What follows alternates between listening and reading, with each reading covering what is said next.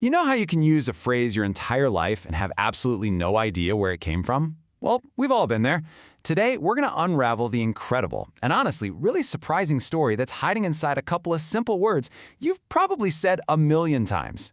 So this all kicks off with a story that kind of blew up on Reddit not too long ago. A third grader, right, tells his teacher that a test was a piece of cake. Simple enough, but the teacher pulls him aside, says the phrase is racist, and connects it to something called a cakewalk from the era of slavery. And you can imagine, the parent who posted this was just completely baffled. And just like that, this one little classroom moment opens up a massive question. Was the teacher right? Is this super common phrase actually rooted in a painful, dark history? Or is the truth a little more complicated? Well, that is the mystery we are going to solve today. Okay, first up, a piece of controversy. Let's dig into how this one classroom incident is actually part of a much, much bigger conversation about our words and where they come from. So that Reddit post, as you can probably guess, set off an absolute firestorm online. You had people who were furious with the teacher, you had people who were just genuinely curious, and a whole lot of people who were like, I've never even heard of a cakewalk. It just goes to show how much confusion is out there about the history hiding in the language we use every single day. All right, Section 2, the dance of mockery. To really get what's going on here, we have to go all the way back to the beginning and ask the big question. What exactly was the original cakewalk? Okay, so the cakewalk started way back, before emancipation, created by enslaved communities on plantations. It was a dance, for sure, but it had a very specific and pretty brilliant purpose that went way beyond just simple entertainment. The name itself is actually pretty literal. It started out as a prize walk. Couples would perform, and the winners, the ones with the most creative, the most elegant moves, they'd be awarded a cake.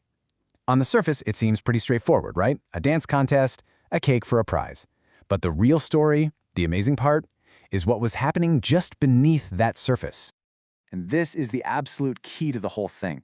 This wasn't just a dance, it was a powerful act of satire, of cultural resistance. Enslaved people would dress up in the cast-off formal clothes of their masters and perform this incredible parody.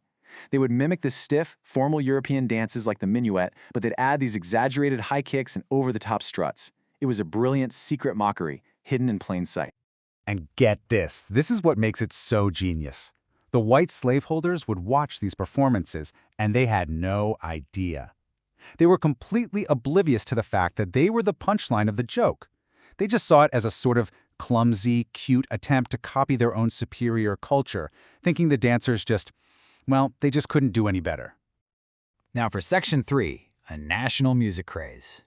So, how in the world did this dance of private mockery explode from a plantation tradition into a full-blown international sensation?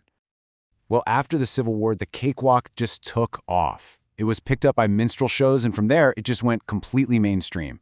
By the late 1890s, it was a massive craze, not just in America, but it even crossed the ocean. I mean, the famous classical composer Claude Debussy wrote a piece inspired by it. The whole fad really only died down around World War I, when new dances like the foxtrot started to take over. And this is a good spot to clear something up. A lot of people kind of lump cakewalks and ragtime together, but they're actually pretty different. Cakewalk music was simpler, was for dancing, usually played by a band. Ragtime, on the other hand, was way more complex, really meant for listening, and you'd often hear it on a solo piano. But here's where the story gets even more complicated. This whole debate over the cakewalk, it's not new. Not at all. Even while it was becoming this global hit, there was some serious pushback, and a lot of it came from within the African-American community itself. Yeah, as early as 1893, black newspapers like the Cleveland Gazette were calling it out.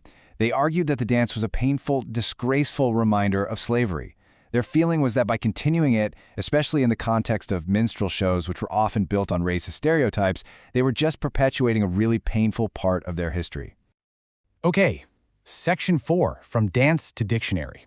This is where we connect it all back to our modern language. How did this incredibly complex dance end up becoming a common word? It's actually a pretty straight line, because the winning dancers made these really complex moves look so effortless, so fluid and graceful. The term cakewalk itself just entered the language. It became a metaphor for any task that's surprisingly or deceptively easy to do. So, we've connected the dance to the word cakewalk. Check. But what about a piece of cake? The phrase the third grader actually used? Does it have the same origin story? Well, this is where it gets a little murky. Language experts are actually divided on this. Some believe, yeah, piece of cake comes directly from the prize cake at those original contests. But there's another really strong theory that it came about much later, with British Royal Air Force pilots in the 1930s. They supposedly used it to talk about a mission that went off without a hitch. The truth is, we don't know for sure which one is right. And of course, for most of us today, the word cakewalk has shed almost all of this history. Now it's just that simple fundraising game at school carnivals, right? You walk around some numbered squares, music plays, and you hope to win, well, a cake. The deep, complicated, subversive history has been completely washed away. And that brings us to our final section, what our words hide. Let's pull all of these threads together and see what this wild story really tells us about the language we use every day. I mean, the journey of the cakewalk is just absolutely mind-boggling when you lay it all out. Think about it. It starts as this secret, subversive parody by enslaved people. Then it gets adopted by the mainstream and becomes a global entertainment craze. From there, it morphs into a common metaphor for something easy. And then, centuries later, it comes full circle to become a source of confusion in a third-grade classroom. So, back to the teacher. In our original story, was she right? Well, she was sort of on the right track about the connection to slavery, but she missed the most important part, the mockery, the satire, the resistance. And here's the ultimate irony. A form of mockery aimed at white slaveholders was eventually adopted by mainstream white culture, sanitized, and turned into a pop culture fad, with its original meaning almost completely erased. Our words are like these tiny time capsules, carrying layers of forgotten history we don't even see. It really makes you wonder, doesn't it? If a term as seemingly simple as cakewalk can hold all this complexity and history, what other stories are hiding in the words we use every single day, completely unaware of the history they're carrying?